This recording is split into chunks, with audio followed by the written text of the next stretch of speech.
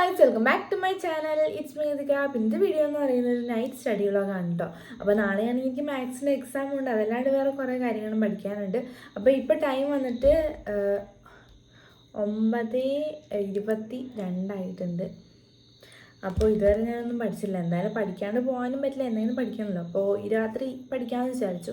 അപ്പോൾ അതിൻ്റെ കൂടെ ഒരു സ്റ്റഡി വ്ളോഗും കൂടെ എടുക്കാമെന്ന് വിചാരിച്ചു. അപ്പോൾ അതാണ് ഇന്നത്തെ വീഡിയോ. അപ്പോൾ നമുക്ക് എല്ലാ രാത്രി പോലെ ചുമ്മാ ഉഴപ്പരുത്, ഡിസ്ട്രാക്ഷൻസ് ഉണ്ടാവാണ്ട് നല്ല പ്രൊഡക്റ്റീവായിട്ട് പഠിക്കണം. അപ്പോൾ അതിന് നമുക്കൊരു ടു ഡു ലിസ്റ്റ് ഉണ്ടാക്കാം.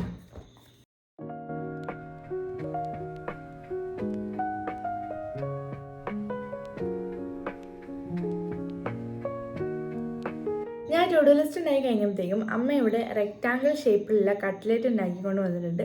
അപ്പോൾ നമുക്കത് കഴിച്ചിട്ട് പഠിക്കാൻ തുടങ്ങാം.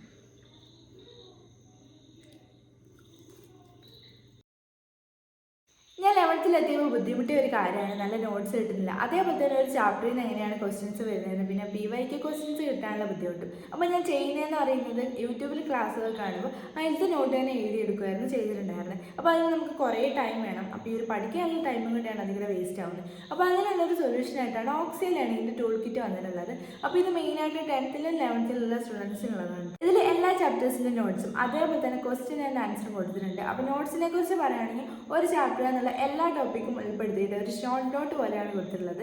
ക്വസ്റ്റ്യൻ ആൻഡ് ആൻസേഴ്സ് ആണെങ്കിൽ 3 ലെവലായിട്ടാണ് ഡിവൈഡ് ചെയ്തിരിക്കുന്നത്: basic, moderate and advance level. അപ്പോൾ നമ്മളൊരു ചാപ്റ്റർ പഠിച്ചിട്ട് ഫസ്റ്റ് ബേസിക് ലെവലിലത്തെ ക്വസ്റ്റ്യൻസ് ഒക്കെ സോൾവ് ചെയ്യുക, പിന്നെ മോഡറേറ്റ്, പിന്നെ അഡ്വാൻസ് ലെവലിലുള്ള ക്വസ്റ്റ്യൻസും കൂടെ സോൾവ് ചെയ്ത് കഴിഞ്ഞാൽ നമ്മൾ ആ ഒരു ചാപ്റ്ററിൽ എല്ലാം പഠിച്ചിരിക്കും. പിന്നെ അതിൽ എന്ത് ചോദിക്കുകയാണെങ്കിലും അടിപൊളിയായിട്ട് ആൻസർ ചെയ്യാൻ പറ്റും. പിന്നെ 10th സ്റ്റുഡൻസിനാണെങ്കിൽ ലാംഗ്വേജ് സബ്ജക്റ്റ് വെച്ച് ബാക്കി എല്ലാ സബ്ജക്റ്റിൻ്റെ ടൂൾ കിറ്റ് അവൈലബിൾ ആണ്. 11th സ്റ്റുഡൻസിലാണെങ്കിൽ ഇപ്പോൾ കറൻറ്റ്ലി അവൈലബിൾ ആയിട്ടുള്ളത് ഫിസിക്സ്, കെമിസ്ട്രി, മാത്സിൻ്റെ ടൂൾ കിറ്റാണ്. ഇത് കൂടുതൽ യൂസ്ഫുൾ ആവുന്ന SSLC സ്റ്റുഡൻസിനാണ്. എന്താണെന്ന് വെച്ചാൽ ടെക്സ്റ്റ് മാറുന്നതുകൊണ്ട് തന്നെ PYQ ക്വസ്റ്റ്യൻസ് ഇല്ല, പിന്നെ ഒരു ചാപ്റ്ററിൽ നിന്ന് എങ്ങനെയാണ് ക്വസ്റ്റ്യൻസ് വരുന്നതെന്ന് വല്ല ഐഡിയ ഉണ്ടാവില്ല. അപ്പോൾ അതിനുള്ളൊരു സൊല്യൂഷനാണ് ഈ ഒരു ടൂൾ കിറ്റ്. ഇതിൻ്റെ പ്രൈസ് വന്നിട്ട് 11th സ്റ്റുഡൻസിൻ്റെ 399, 10th സ്റ്റുഡൻസിൻ്റെ 499 ആണ്. അപ്പോൾ ഇതിൻ്റെ പ്രൈസ് കൂടാൻ കാരണം എന്ന് പറയുന്നത് 10th സ്റ്റുഡൻസിന് ഇനിയും കുറേ ഫീച്ചേഴ്സ് വരാനുണ്ട്.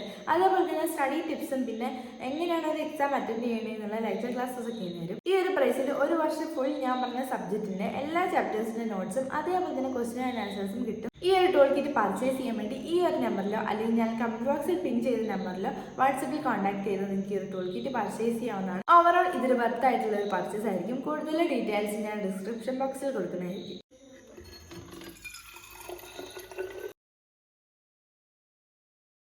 രണ്ട് ഓപ്ഷൻ ഉണ്ട്, 5/180.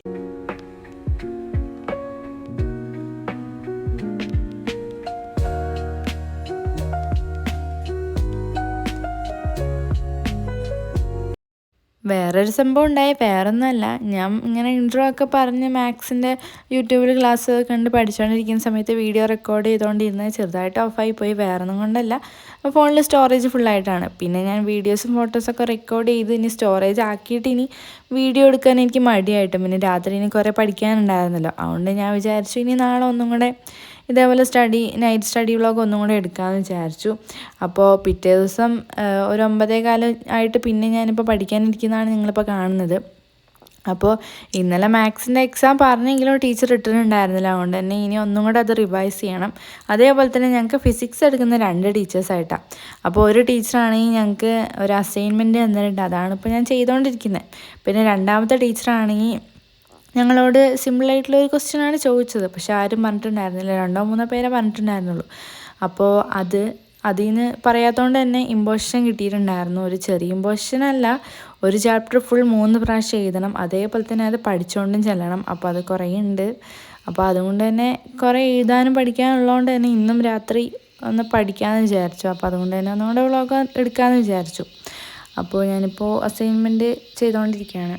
ഞാനിത് ചെയ്ത് കഴിഞ്ഞപ്പോഴത്തേക്കും ഒരു 11:30 ആ ഒരു സമയം ആയിട്ടുണ്ടായിരുന്നെങ്കിലും അതിൻ്റെ ഫ്രണ്ടിൽ അസൈൻമെൻ്റ് എന്ന് പറഞ്ഞ ഒരു സംഭവം എഴുതാനുണ്ടായിരുന്നു. ഞാനങ്ങനെ നല്ല വൃത്തിയിൽ എഴുതുന്ന ഒരാളല്ലാത്തത് കൊണ്ട് തന്നെ ഞാൻ ഗൂഗിളിൽ ഒരു കേഴ്സീവ് റൈറ്റിങ്ങിൻ്റെ അത് എടുത്തിട്ട് അതിങ്ങനെ ഇതേപോലെ തന്നെ എഴുതാൻ കുറേ ടൈം എടുത്തു, ഒരു അരമണിക്കൂർ കൂടുതലെടുത്തു. അപ്പോൾ അതിന് കുറേ ടൈം പോയിട്ടുണ്ടായിരുന്നു. പിന്നെ അത് പഠിച്ചുകൊണ്ട് ചെല്ലണമല്ലോ, ചോദ്യം ചോദിക്കുമല്ലോ. അപ്പോൾ അതിപ്പോൾ ഞാൻ ഒന്നും കൂടെ പഠിച്ചുകൊണ്ടിരിക്കുകയാണ്.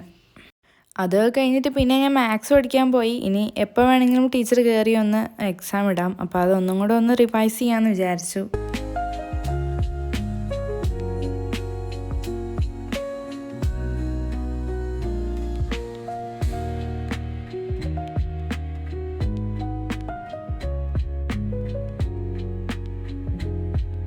മാത്സ് അങ്ങനെ ഒന്ന് ഓടിച്ച് നോക്കി കഴിഞ്ഞിട്ട് എനിക്ക് നല്ല ഉറക്കം വരുന്നുണ്ടായിരുന്നു. അപ്പോൾ ഞാൻ വിചാരിച്ചു എന്തെങ്കിലും എഴുതാമെന്ന്.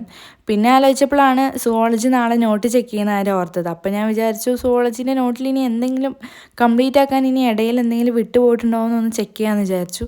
അപ്പോഴാണ് ഈ 2 സ്ഥലത്ത് വിട്ട് കിടപ്പുണ്ട്. അപ്പോൾ അതൊന്ന് കംപ്ലീറ്റ് ആക്കണം. അപ്പോൾ ഒന്നൊരു ഡയഗ്രാം പോലത്തെ സംഭവം, അപ്പോൾ അതൊന്ന് കംപ്ലീറ്റ് ആക്കാം. പിന്നെ ഫിസിക്സിൻ്റെ ഇമ്പോസിഷൻ ഇതിൻ്റെ കൂടെ തന്നെ എഴുതണമെന്ന് വിചാരിച്ചിട്ടുണ്ടായിരുന്നു. അതിൻ്റെ കൂടെ ആ ഒരു ചാപ്റ്റർ ഫുൾ പഠിക്കണമല്ലോ. അപ്പോൾ നോക്കിയപ്പോഴാണെങ്കിൽ A4 ഷീറ്റ് തീർന്നുപോയി. അതേപോലെ തന്നെ ഞാൻ ഈ ഒരു നോട്ട് എഴുതി കഴിഞ്ഞപ്പോഴത്തേക്ക് ഏകദേശം ഉറക്കം വന്നൊരു പരുവായി. ഈ ഒരു ഡ്രോയിങ് കൂടെ വരച്ചൊക്കെ കഴിഞ്ഞപ്പോഴത്തേക്കും കുറേ ടൈമായി. ഒരു 2:30-3 മണി ആയപ്പോഴാണ് പോയി കിടന്നത്. അപ്പോൾ ഞാൻ വിചാരിച്ചു രാവിലെ ഇമ്പോസിഷൻ എഴുതാമെന്ന്. അപ്പോൾ നിങ്ങൾ ഓണം എക്സാം ഇപ്പോൾ നടന്നുകൊണ്ടിരിക്കുകയായിരിക്കും അല്ലേ? എങ്ങനെ പോകുന്ന എക്സാം എന്നൊക്കെ കമൻറ്റ് ചെയ്യുക. എനിക്ക് വന്നിട്ട് ഓണം കഴിഞ്ഞിട്ടാണെന്നാണ് ടീച്ചേഴ്സൊക്കെ പറയുന്നത്. ഇനി അത് കഴിഞ്ഞിട്ടുണ്ടാവുമോ എന്നൊന്നും അറിയില്ല. അപ്പോൾ ഇതാണ് എൻ്റെ ഒരു നൈറ്റ് സ്റ്റഡി വ്ളോഗ് എന്ന് പറയാൻ. അപ്പോൾ ഫുൾ സ്റ്റഡിയൊന്നും അല്ല, കൂടുതലും എഴുതു തന്നെയാണ്. അപ്പോൾ ഈ രാത്രിയൊക്കെ പഠിക്കുമ്പോഴത്തേക്കും പെട്ടെന്ന് ഉറക്കം വരും എനിക്ക്. അപ്പോൾ ഞാൻ ഇങ്ങനെ എഴുതിക്കൊണ്ടിരിക്കുകയാണെങ്കിൽ കുറച്ച് കൂടുതൽ നേരമൊക്കെ ഇങ്ങനെ എഴുതും. അപ്പോൾ അതുകൊണ്ടാണ് ഞാനിപ്പോൾ രാത്രി കൂടുതൽ എഴുതുന്നത്. അപ്പോൾ ഇതാണ് ഇന്നത്തെ ഒരു വീഡിയോ. അപ്പോൾ അടുത്ത വീഡിയോയിൽ കാണുന്നതായിരിക്കും. ബൈ.